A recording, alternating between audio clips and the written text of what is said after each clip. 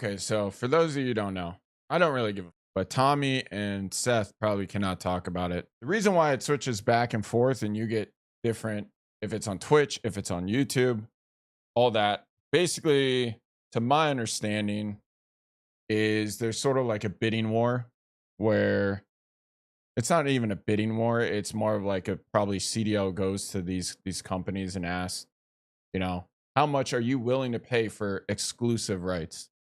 My 2 cents is if they really cared, they wouldn't be going after money. Like if they really cared about us and the community and the scene and the whole growth of what they're trying to build, they would want it to be streamed everywhere.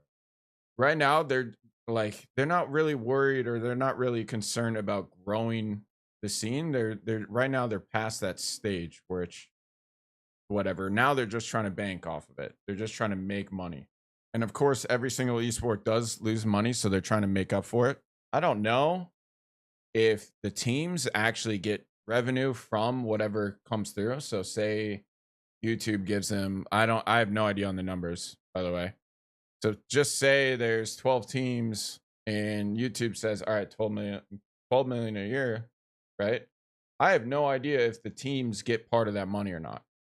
I'm assuming they might, but probably it's esports, so probably not. Like traditional sports like F1, I'm like in F1, for example, like all the streaming revenue and stuff like that goes to fund the teams. At the end of the year, the teams, like if you get eighth place, you get a cash amount. That's not how it is in COD. And there's no really a good way to determine who gets what split in Call of Duty. I do not even think the placings come into play because you're not really trying to figure out, who gets what. Do you get what, sixth or seventh, or no, fifth or sixth? You get top six at champs. No one gets fifth. Well, you get tied for fifth, I guess. But the point is that they probably don't. So all that money just goes towards the CDL, I'm guessing. It should go to the teams. But if they really cared about it, they would let everyone stream on every single platform. Just the word exclusive in video games needs to go.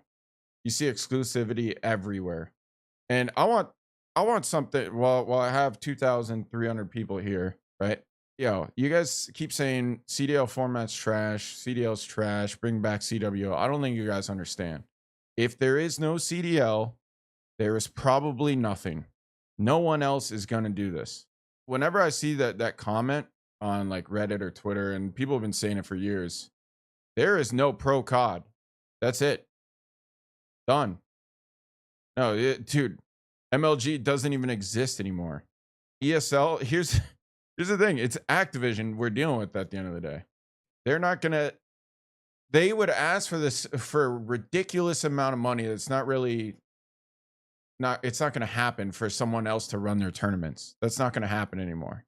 With the amount of money Call of Duty brings in, if they don't run the tournaments, like they could probably run tournaments. Let's just say, I don't know what their budget is, but let's just make it easy for figures. Let's just say hypothetically, Activision can run the whole league, the whole thing for 10 mil a year, right? They might charge ESL 50 mil. You have to pay us 50 mil.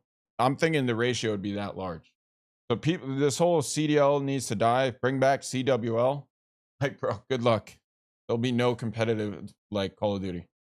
Let me ask you that, like, it's so obvious. Is there anyone else running competitive Call of Duty besides CDL? No, there isn't.